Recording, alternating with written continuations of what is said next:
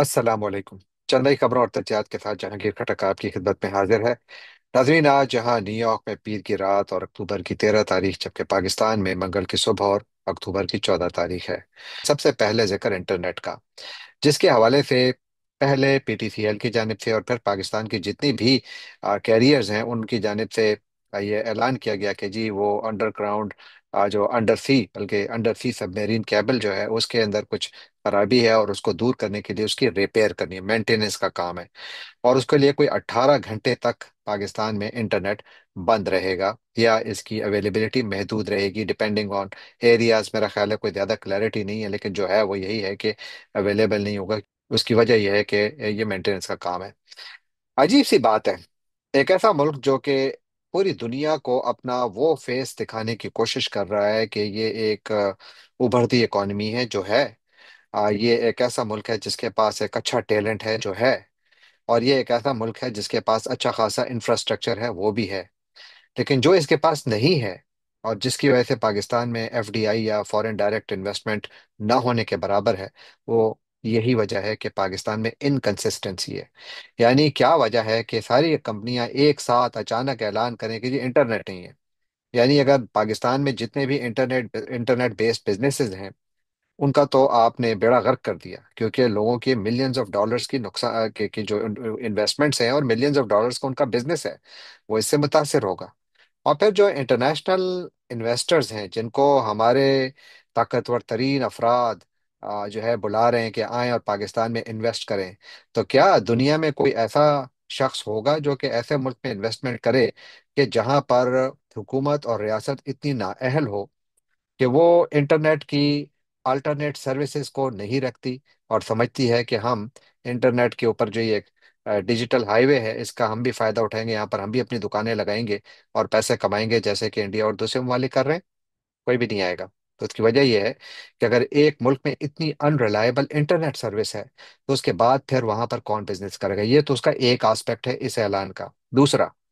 इसके बाद अफवाहें गर्दिश कर रही हैं। आप देखिए कि बहुत सारे, मैं अपने दोस्तों को देख रहा था जो व्लॉग्स करते हैं, उन्होंने बड़े शकूक और शुबहात का इजहार किया है। मेरा ख्याल है वो बिल्कुल आउट ऑफ प्लेस नहीं है। उसकी वजह यह है कि ये अचानक ऐलान टीएलपी के ऊपर होने वाले उस खौफनाक क्रैकडाउन के बाद सामने आया जो कि हमने बुरीदके में देखा, जहां से कि बड़ी खौफनाक तस्वीर और वीडियोज आई। और हर तरफ की खबरें आज भी गर्दिश में हैं कि जिसमें कहना है कि कई लोगों ने उसमें जानें गंवाई। एग्जैक्ट नंबर अभी भी नहीं मालूम। हाँ, ये जरूर मालूम है कि पंजाब पुलिस का एक इंस्पेक्टर बीच में शहीद हुआ है, उसने अपनी जान गंवाई है।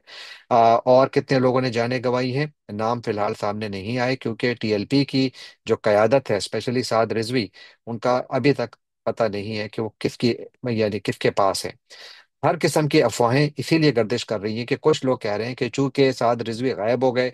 उससे पहले खबर आई कि उनको बाजू पे गोली लगी, फिर उसके बाद खबर आई कि ये खबर गलत है, फिर खबर आई कि वो शायद जाँ बहक हो गए हैं, फिर खबर आई कि ये गलत है, फिर खबर आई कि वो एक मजमे में बेहोश हो गए, फिर खबर आई कि वो गायब हो गए, और आज तक उनका पता नहीं है। और अब खौफ ये जाहिर किया जा रहा है, बहुत सारे दोस्त इस खौफ का इजहार कर रहे हैं कि क्या वाकई साद रिजवी इस दुनिया में नहीं है। खुदा करे कि ऐसा ना हो। लेकिन मैं ये कह रहा हूं कि इतनी ज्यादा, यानी नाअहल तरीके से अगर आप ऐलानात करेंगे, चाहे ये जेन्युइन मेंटेनेंस का काम ही क्यों ना हो, लेकिन चूंकि पाकिस्तान में एक अनप्रेडिक्टेबल गवर्नमेंट है और चूंकि पाकिस्तान में अनडिक्लेयर्ड डिक्टेटरशिप है, और इसीलिए पाकिस्तान में ये खौफ व खतरा रहता है कि आखिर क्या होने वाला है। और इसी की वजह से चाहे वो बिजनेसमैन हो हमेशा ऑन द एज होते हैं, चाहे वो सिविल सर्वेंट्स हों हमेशा ऑन द एज होते हैं, चाहे वो लॉ इन्फोर्समेंट एजेंसीज के ऑफिशियल्स हों वो भी हमेशा, यानी परेशान रहते हैं कि आखिर क्या होगा। क्योंकि पूरी सरकारी मशीनरी को एब्यूज किया जा रहा है, बेदर्दी से इस्तेमाल किया जा रहा है, बल्कि उसका गलत इस्तेमाल कई जगहों पर किया जा रहा है। और उसकी वजह से एक पाकिस्तान में बहुत ज्यादा अनसर्टेनिटी पैदा हो गई है। और ये इन अफवाहों की गर्दिश इस बात की गमाजी करता है कि पाकिस्तान के सिस्टम पर लोगों को कितनी ज्यादा नाएतबारी है। यानी वो इस पर बिल्कुल एतमाद नहीं करते, इसीलिए छोटा सा भी इंसिडेंट हो, चाहे वो मामूल का वाकया क्यों ना हो, उससे इतनी बड़ी बात बन जाती है। उसकी वजह यह है कि पाकिस्तान में निज़ाम नहीं है। अगर कुछ है भी तो वो लड़खड़ा रहा है। उसकी वजह यह है कि ये जिन सतूनों पर खड़ा है वो सतून इंतहाई कमजोर है। ये ताकत के बलबोते पर खड़े किए गए हैं, اور ہر ایک کو یہی خوف ہے کہ کہیں یہ گر نہ جائیں، اور اگر یہ گرے، جس پر کہ بہت سارے لوگوں کو شاید خوشی بھی ہو، تو اس کے نتیجے میں شاید پاکستان میں کوئی تبدیلی آئے۔ تو بہت سارے سوالات ہیں، اور ان سوالات کا اب تک کوئی جواب نہیں ہے۔ لیکن ساتھ ہی جو پاکستان کے پرائم منسٹر ہیں، وہ ضرور اس وقت دنیا کی نظروں میں ہیں۔ اور آج منڈے کے دن یعنی پیر کے دن شرم الشیخ، جو کہ مصر کا ایک ساحلی شہر ہے، وہاں پر دنیا کے 20 ممالک کے لیڈران جمع ہوئے۔ صدر ٹرمپ وہاں موجود تھے ان کی صدارت میں، اور مصر کے صدر جنرل سیسی کی صدارت میں وہاں پر ایک بہت بڑی تقریب ہوئی، جہاں پر کہ صدر ٹرمپ نے ایک ڈاکیومنٹ پر دستخط کیے، جس کے بعد یہاں پر یعنی غزہ میں جو جنگ بندی ہے وہ فارملائز ہوئی، یعنی اس پر باقاعدہ اس کا آغاز ہو گیا۔ اس سے پہلے یہ جو تقریب تھی یہ بڑی ہی یونیک تھی۔ یونیک اس لیے تھی کہ جن دو پارٹیوں کے درمیان یہ سیز فائر ہوئی ہے، ان میں سے ایک بھی یہاں موجود نہیں تھا، یعنی حماس کو بلایا نہیں گیا تھا۔ اور بنجامن نیتن یاہو یعنی اسرائیلی وزیر اعظم کو صدر ٹرمپ نے چند گھنٹے پہلے ان کو کہا کہ آپ بھی آئیے اور اس تقریب میں شرکت کیجیے، لیکن نیتن یاہو نے یہ کہہ کر انکار کر دیا کہ ہماری یہودیوں کی کوئی خاص دن ہے، اور اس کی وجہ سے میں سفر نہیں کر سکتا، جوش ہالیڈے ہے۔ اور حماس کو، جس سے میں نے آپ کو عرض کیا کہ ان کو کوئی بلایا نہیں گیا تھا، تو اس کی وجہ سے کیا ہوا؟ اس کی وجہ سے جو مین پارٹیز ٹو دا کانفلکٹ ہیں وہ تو موجود نہیں تھے، لیکن ہاں البتہ یہ ضرور ہے کہ فلسطینی اتھارٹی کے صدر محمود عباس ضرور موجود تھے، تو یوں کم از کم آپ کہہ سکتے ہیں کہ ایک پارٹی کی نمائندگی تھی۔ لیکن یہ سیز فائر یاد رکھیے محمود عباس اور اسرائیل کے درمیان نہیں ہوئی ہے، یہ حماس اور اسرائیل کے درمیان ہوئی ہے، تو لہذا ان میں سے کوئی بھی وہاں موجود نہیں تھا۔ دوسرا، اس یعنی سیز فائر کا ہونا تو بہت زیادہ اچھا قدم ہے، یعنی صدر ٹرمپ کی اس حوالے سے جتنی تعریف کی جائے کم ہے، کہ کم از کم انہوں نے اتنا تو کیا کہ یہاں پر وہ خون ریزی جو کہ اسرائیل نے شروع کی ہوئی تھی، 67,800 بے گناہ لوگ جانے گنوائی ہیں انہوں نے، وہ شہید ہوئے ہیں، جن میں سے اکثریت خواتین اور بچوں کی ہے، اور یہ بمباری جاری تھی، تو شکر ہے کم از کم وہ رکی۔ اسی طرح امداد جو باہر رکی ہوئی تھی، وہ اس کا غزہ میں آنا شروع ہوا، اور یہاں پر باقی بہت سارے بڑے بڑے سوالات کا ابھی بھی جواب موجود نہیں ہے۔ مثلا حماس ابھی بھی ایک مسلح تنظیم ہے، اس ایگریمنٹ میں ان سے یہ تقاضا نہیں کیا گیا کہ آپ نے ہتھیار ڈالنے ہیں۔ حماس نے اس ایگریمنٹ کے تحت 20 زندہ اسرائیلیوں کو رہا کیا، اور ساتھ ہی وہ کہتے ہیں 28 ڈیڈ باڈیز جو ان کے پاس ہیں اسرائیلی سولجرز اور دوسرے مغویان کی، وہ بھی اسرائیل کے حوالے کریں گے۔ میرا خیال ہے اب تک انہوں نے 4 دی ہیں۔ جبکہ اسرائیل نے کوئی 1700 سے زیادہ فلسطینی جو ہیں ان کو رہا کیا، اور یوں ایک پرزنر سویپ یا جو قیدیوں کا تبادلہ ہے وہ ہوا، تو یہ ایک اس کا بہت بڑا مثبت پہلو ہے۔ ساتھ ہی جو مدد ہے یا امداد ہے وہ وہاں جائے گی، لیکن جو حماس کے اسلحے کی بات ہے تو اس کا کوئی حل نہیں ہے، کیونکہ حماس کے بارے میں کہا جا رہا ہے کہ وہ، اس نے صاف ستھرا پہلے سے کہا ہے کہ ہم ہتھیار نہیں ڈالیں گے، ہم ہتھیار کسی فلسطینی حکومت کے سامنے ڈالیں گے جب وہ حکومت بنے گی، لیکن وہ حکومت میں نہیں آنا چاہتے۔ اب یہاں پر حماس حکومت میں نہیں آنا چاہتی، تو یہاں پر حکومت چلائے گا کون؟ تو وہ جو ایک بورڈ جو صدر ٹرمپ کی صدارت میں ایک انٹرنیشنل بورڈ چلائے گا اس کا انتظام، جس میں کہ ٹونی بلیئر کا نام بھی لیا جا رہا تھا جو فارمر برٹش پرائم منسٹر ہیں، لیکن اب خیال یہ ہے کہ ان کو بھی ہٹا دیا گیا ہے، اب ان کا نام نہیں ہے۔ دیکھتے ہیں کہ اس بورڈ میں کون کون آتا ہے اور غزہ کو کس طریقے سے چلایا جائے گا۔ اور ایک اور بہت بڑا جو اس کے اندر نقطہ ہے وہ یہ ہے کہ اس ایگریمنٹ میں کہیں بھی یہ ذکر نہیں ہے کہ 2 اسٹیٹ سولوشن کی طرف کون سا راستہ جاتا ہے۔ ہاں اس کی خواہش کا یا اس کا کہیں ایک ویگ یعنی اظہار تو ہے، لیکن اس کا کوئی روڈ میپ موجود نہیں ہے، تو یوں بہت سارے بڑے بڑے سوالات ابھی بھی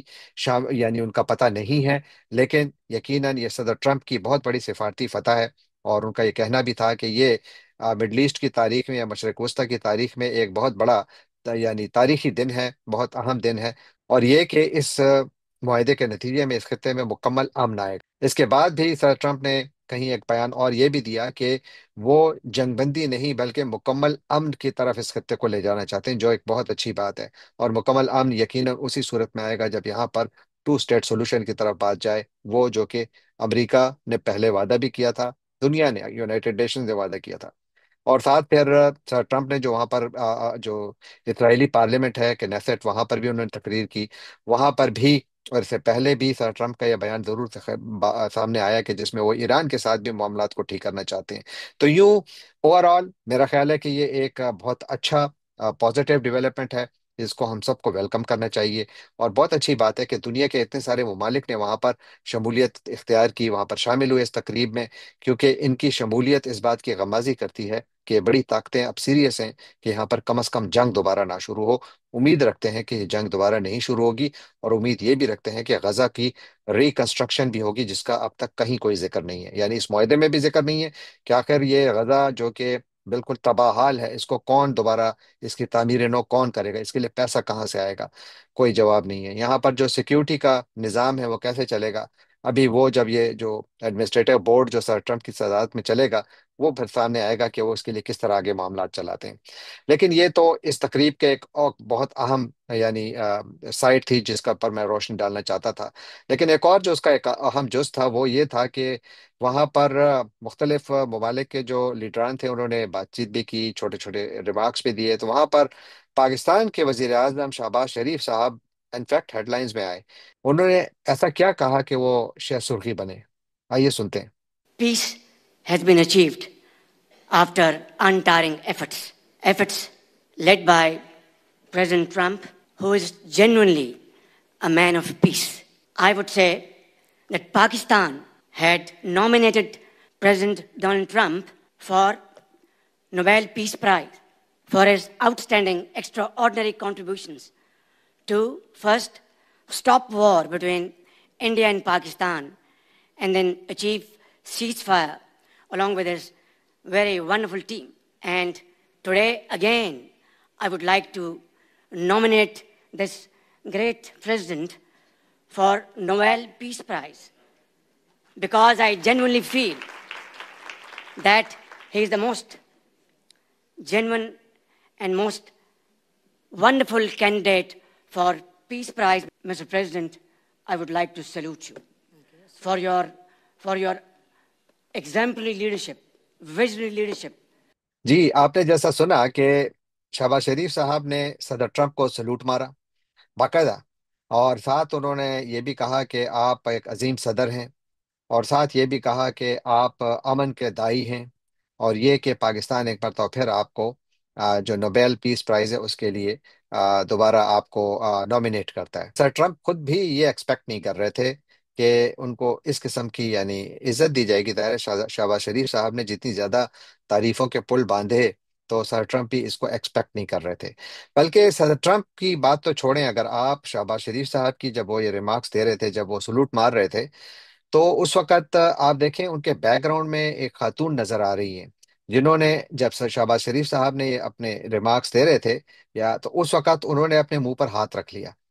یہ خاتون جو ہیں یہ اٹلی کی پرائم منسٹر جارجیا میلونی ہیں، اور پوری دنیا میں مختلف لوگ اس سے مختلف یعنی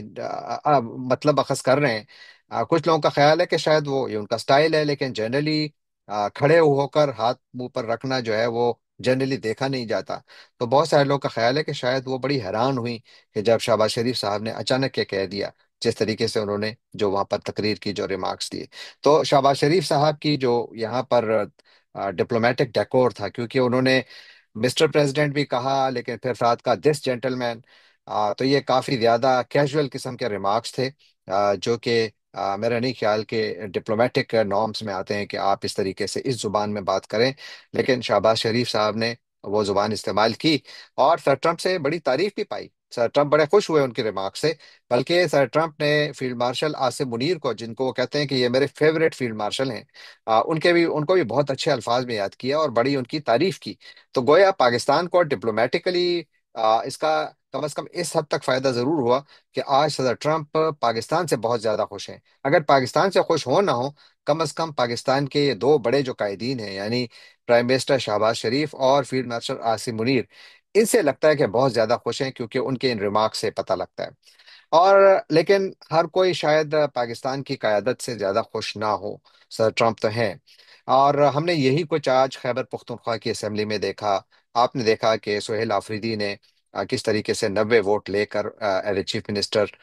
کا جو انتخاب تھا وہ انہوں نے جیتا۔ ان کے خلاف جو لوگ کھڑے تھے، اگر وہاں پہ ووٹنگ ہوتی بھی تو ظاہر ہے کہ وہ ہارتے ہی، کیونکہ ان کے پاس عددی اکثریت نہیں تھی۔ لیکن پی ٹی آئی کی خیبر پختونخوا کی جو ان کی جو لیڈرشپ ہے، انہوں نے ایک مرتبہ یہ ضرور ثابت کیا، ایک مرتبہ پھر بلکہ، کیونکہ خبریں بہت زیادہ تھیں کہ پارٹی میں بڑی تقسیم ہے، اسپیشلی خیبر پختونخوا میں بہت زیادہ سیاست ہو رہی ہے، لیکن سہیل آفریدی کے الیکشن نے ایک بات ثابت کی کہ ہاں، اختلافات تو ہر پارٹی میں ہوتے ہیں، پی ٹی آئی میں بھی ہیں اور ضرور ہیں، لیکن کم از کم جب یہ چیف منسٹر کے الیکشن کی بات آئی جو کہ عمران خان کے ڈائریکٹ آرڈر کے تحت ہو رہے تھے، تو اس پر تمام پارٹی ایک پلیٹ فارم پر تھی، تو لہٰذا ان کی جانب سے ایک میسج تو یہ گیا کہ طاقتور ترین جو طبقے ہیں، چاہے وہ جتنا بھی پریشر ڈالیں، پی ٹی آئی میں کوئی درار نہ ڈال پڑے۔ بلکہ جب سہیل آفریدی نے ایک دھواں دھار تقریر بھی کی، یقیناً سب نے سنی ہوگی، بہت سارے اس کے اوپر کامنٹ بھی ہو چکے ہیں، میں اس پہ بالکل صرف دو تین جملے کہوں گا کہ ایک تو یہ کہ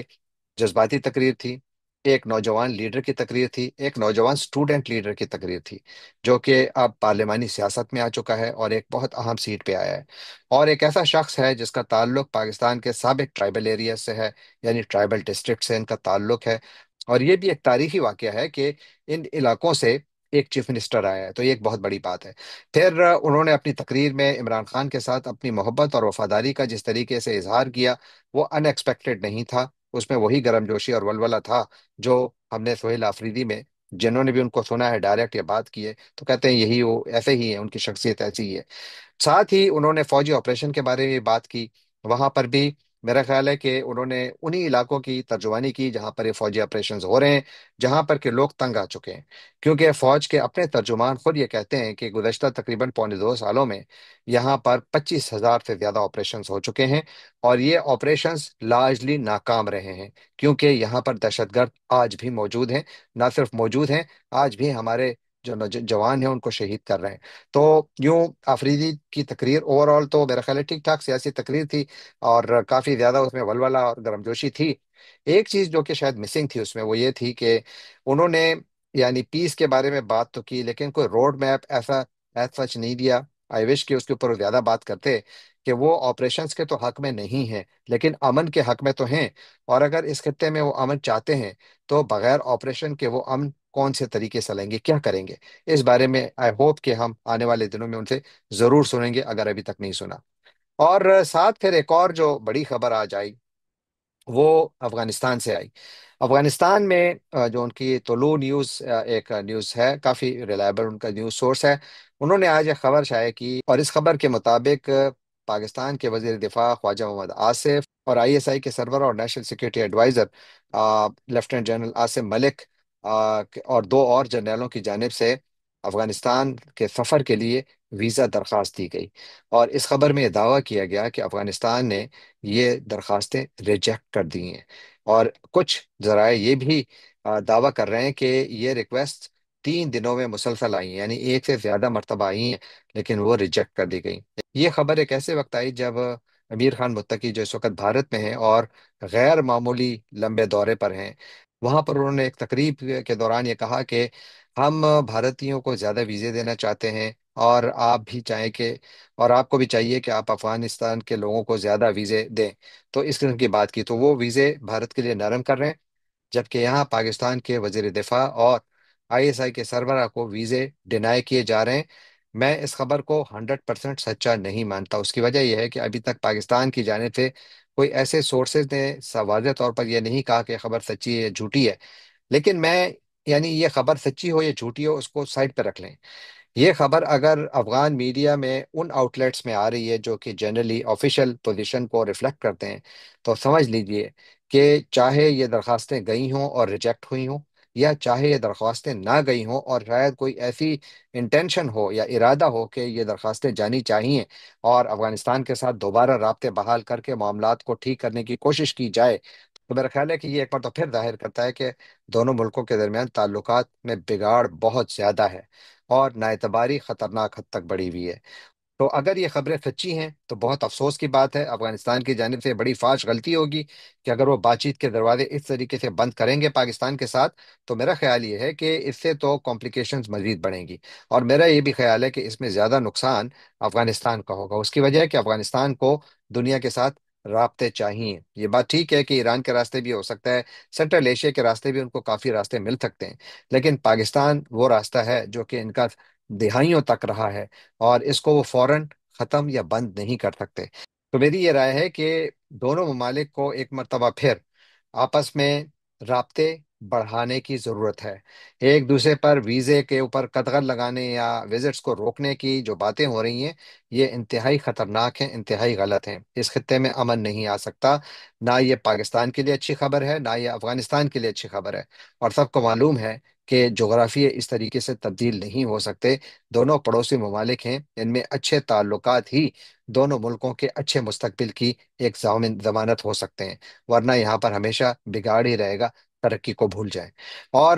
پاکستان کے، جس طرح میں نے آپ کو عرض کیا کہ صرف ایک ہی ملک اب تک سامنے آیا ہے اور اس کا نام ایران ہے، جس نے کہ باقاعدہ ثالثی کی پیشکش کی ہے پاکستان اور افغانستان کے درمیان، جبکہ باقی ممالک نے یہ کہا کہ جی بات چیت کے ذریعے معاملات کو حل کریں، جن میں اب چین بھی شامل ہے۔ چین کی جو حکومت ہے اس کی جانب سے ایک بیان سامنے آیا ہے جس میں انہوں نے دونوں ملکوں پر زور دیا ہے کہ چاہیے کہ دونوں ممالک آپس میں مل کر بات چیت کے ذریعے معاملات کو حل کریں۔ ہمیں اس پر بہت زیادہ تشویش ہے، یہ چین کا کہنا ہے۔ آئی ایم شیور کہ ڈاؤن دا روڈ آنے والے دنوں میں چین ضرور اس میں مزید دلچسپی لے گا اور معاملات کو ٹھیک کرنے کی کوشش کرے گا، تاکہ دونوں ملکوں کے درمیان جو یہ معاملات اتنے بگڑے ہوئے ہیں ان کو کسی دوبارہ